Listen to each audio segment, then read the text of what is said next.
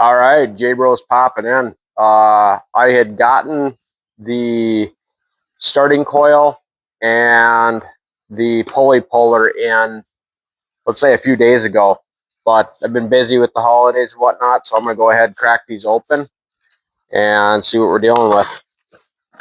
Once again, this is from Miniskid Parts, Miniskid Upgrade, excuse me, and I'll link that in the description down below.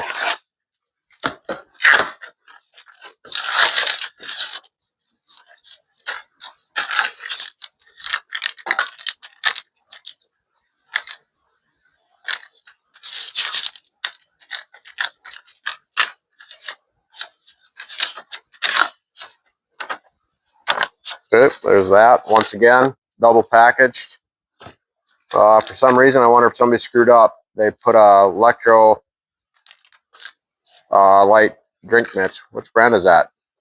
Squincher Fruit Punch Quick Serve. I don't know if I'll be drinking that, but sticker. All right.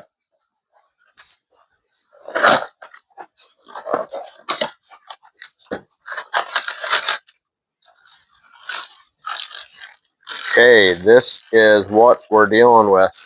And as I mentioned before, which you guys know from the last video, I'll put my gloves on.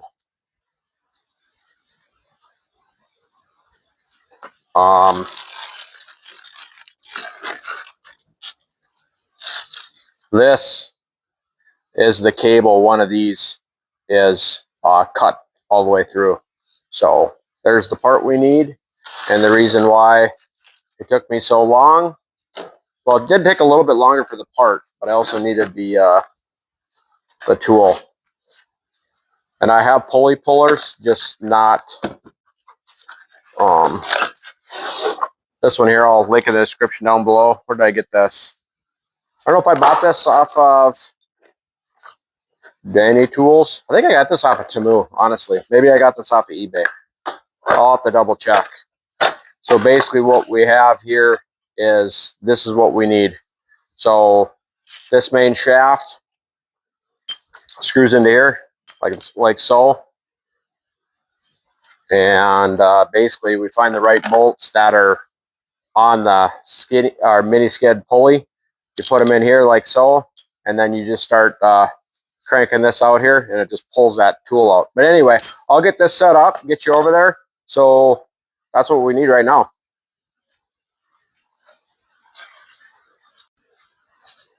Okay, gonna get fired up here. Found the bolt I needed. It was fine thread. I think with this kit here, it's got these little heads on here. It's a bigger one, and then let's see here, there's a smaller one. I think that makes sense, that smaller one. There's also a flat-headed one. I'm sure it just depends on what pulley system you're going to be using. So basically all this does, sits up here, goes like that, and you take and eye this up. Pretty simple tool. This will just allow you to pull it out evenly. So just get this set up on here. If I wasn't trying to screw in multiple screws with, had a screw in my hand, and then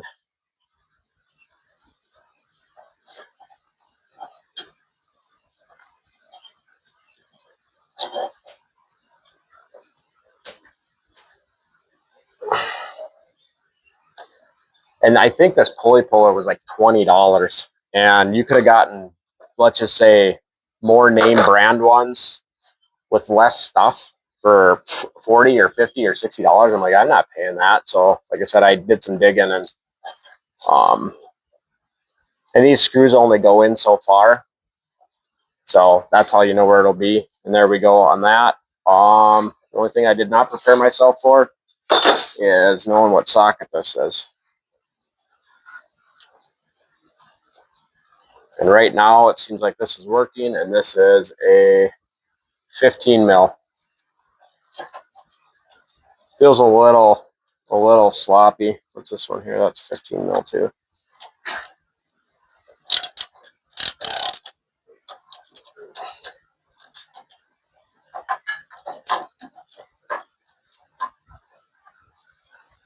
Okay. Once again, I will need to get that board. Where did I put that? And I will need to... All right, got the wood block there.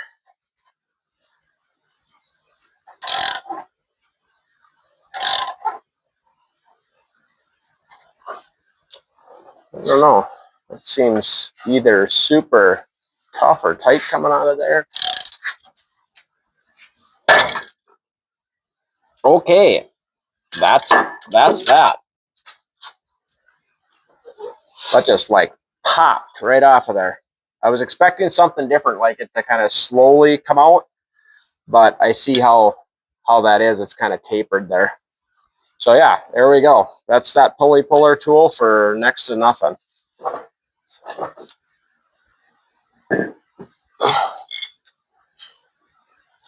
Then I will probably blow that out. So next thing is that bolt and that bolt. Let's see what size this is. 8 mil, 8 mil.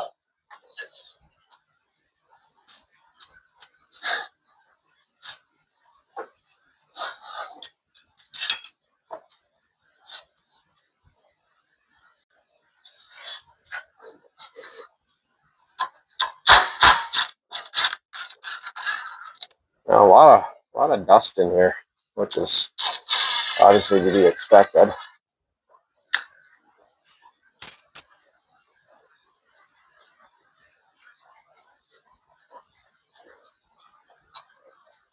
There's that. And okay. It'd be nice if I could take this off here.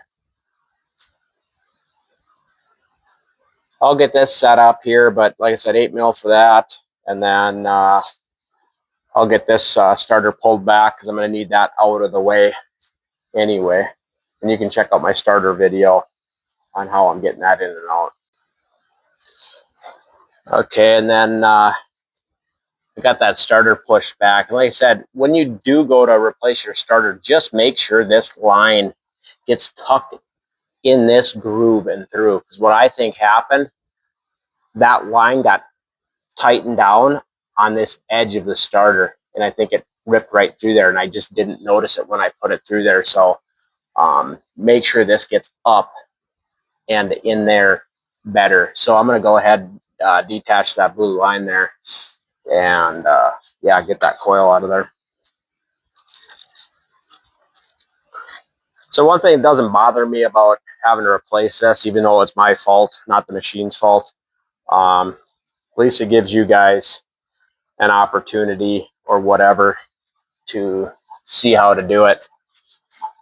The only thing I notice here, I got to get a clip, a flathead screwdriver in there to pop that clip.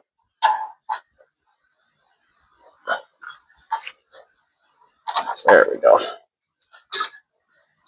So this is kind of the interesting part, is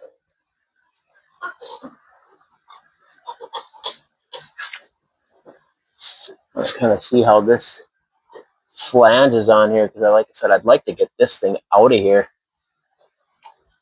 Because obviously, I think it's just this nut right there, and then there appears to be a nut right here. So I'm going to get those two particular, I'm going to get this light out of the way. It's like 100 degrees in the shop here. Well, technically it's not. It's probably like 80, but outside it's just hot. But can't start complaining about stuff like that now, you know. It can either be super, super hot or super cold. So I guess a guy can complain one way or another. All right, once again, these bolts here are 8 mil. And I should be able to slip right in here. There we go.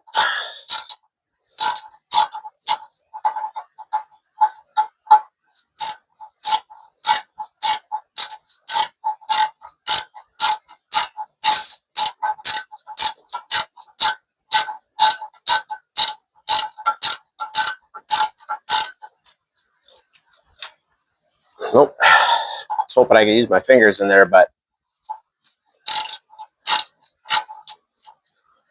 it's too tight. I think that's the toughest part about some of this mechanical stuff.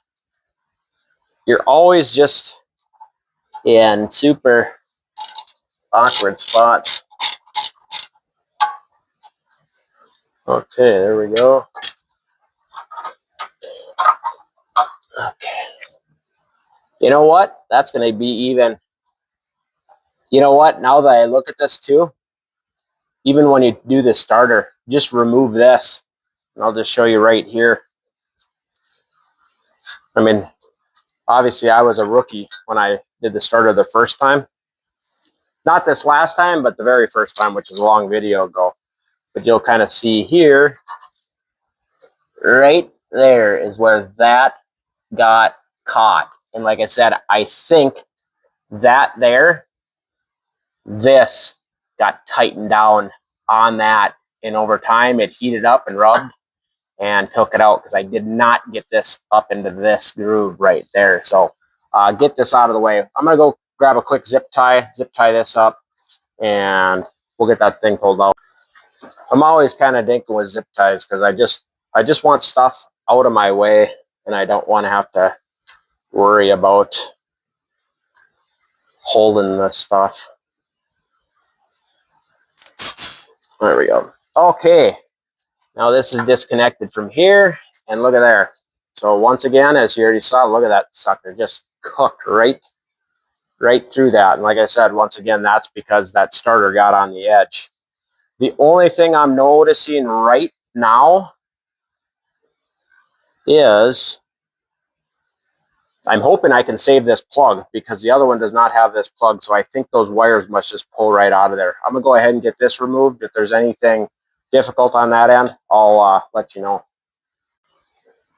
Well, got a total hang up here and a bummer. This one here has got to be for a smaller one.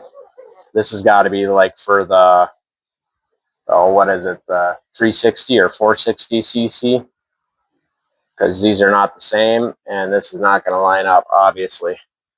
So, yeah, at least you know how to take this off. Bummer. At least I got the pulley puller out. That's where I was kind of nervous. I was like, you know, how does it see the ends on there? Different ends. Shoot. So I'm going to have to return this because I'll never need this for anything. Well, at least I got that off. I'll have to return this, order a new one. Yeah, please like, subscribe, comment down below. J-Bro's out. I did want to just quickly pop in here and show you that I didn't order the wrong one. Rato 739 cc, and you can see just by the look of that photo there, it looks identical to that one there. You can see how it, even in the photo here, it's got that plastic thing on here. So somebody just dropped the wrong part. Can happen to the best of us. Yeah, and just once again to reiterate it, even though I took it out of the box, I didn't see here because it came in 2 boxes. 420 assembly. Right there, 420. So they just dropped the wrong one in there, and like I said on the receipt, just so right there. All right, I will get this returned and yeah, go from there.